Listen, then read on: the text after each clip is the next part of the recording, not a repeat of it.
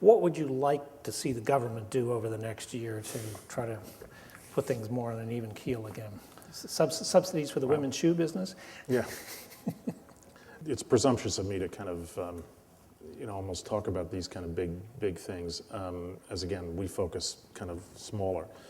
From my point of view, there's been a lack of leadership and as a result, a lack of confidence. And so the American consumer and others, have basically gone into hiding.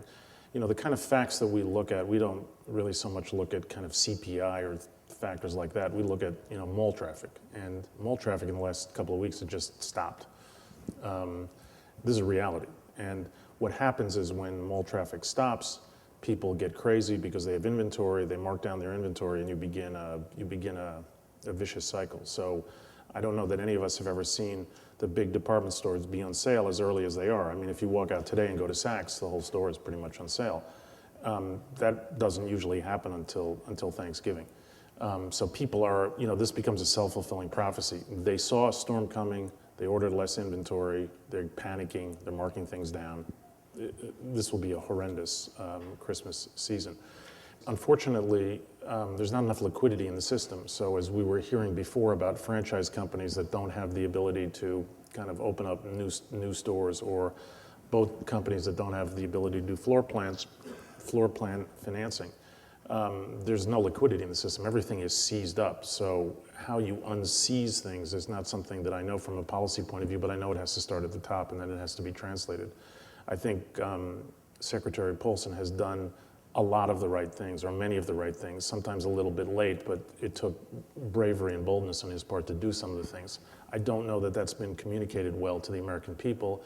The American people think that people like us here in this room and on Wall Street are the people who are benefiting from this, when really this is something that is critical to our lives, that it be done. I mean, we have come so close so many times over the last 6 months to real calamity, and the government has acted decisively and thoughtfully, I think. I think it just takes time, and again, the capital that keeps getting pumped into the system will ultimately turn the tide.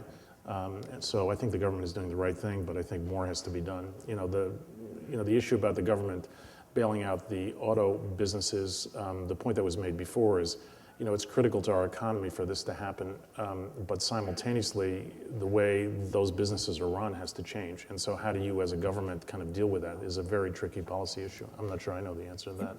What is the thing the government could do that would have the biggest impact on your portfolio companies? Is it doing something to create that leverage to finance inventory? We don't like leverage.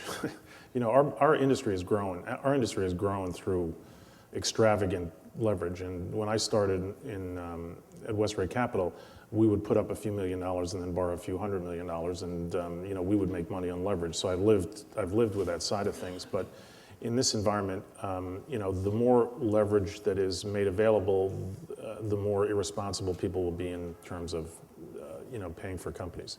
I think the lack of discipline came as a result of companies being able to borrow too much. So I'm not in favor of the government helping to kind of usher in a new lending environment. To us at least, I don't think that's the right thing. I think credit on a micro consumer level is the most important thing, and how you get banks to get back into the lending business, I think from my point of view is the key thing. But right now they're seized up. So they're taking in TARP funding. They have a lot of capital. They're safe. They're very scared though about their portfolio of mortgages and other things. And as a result, they're not lending. So there's very little liquidity. Everybody's waiting for the year to end and then looking forward next year. And hopefully there'll be a kind of slow easing of that. There's so much capital that's waiting on the sidelines. I think that when it changes, it'll change quickly. But I don't know what the event is that will change it. I think it'll just take some time. But do you think once we cross over the new year and people have put things on in 2008, do you think that'll be a turning point? I think it'll get better. I think all the hedge funds are going to suffer through all the massive redemptions and stuff like that we all know are coming. So, and that has a dampening effect on things. I think once we're beyond that, I think the market should improve. Whether it improves enough to give people confidence, or whether, this is a fire that's just raging and, it just has to burn itself out. I don't know, because if you're a retailer, for instance, and you've gone through this Christmas season, how do you look ahead? How do you plan ahead? Before somebody was saying about planning next year basically even. Most of our companies are planning themselves down. I think it's almost unduly optimistic to say we're going to do as well in 2009 as we did in 2008. Certainly in retailing consumer goods.